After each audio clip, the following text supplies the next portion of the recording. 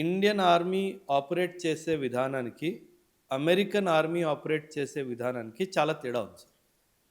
American army వాళ్ళు ఎలా operate చేస్తారంటే, ఫర్ ఎగ్జాంపుల్ హైదరాబాద్‌లో ఇన్వేజన్ జేయాలి.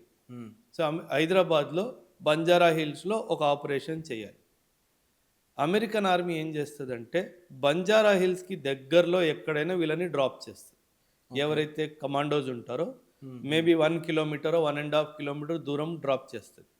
ఓకే. సో, వీళ్ళకి ట్రావెలింగ్ అన్నది చాలా తక్కువుంటది. అంటే వీళ్ళు హ్మ్. బై ఫుట్ ట్రావెల్ చేసేది చాలా తక్కువుంటుంది. ఓకే. ఇండియన్ ఆర్మీ అట్లా కాదు sir. Indian army will not go very close in పారాడ్రాపింగ్.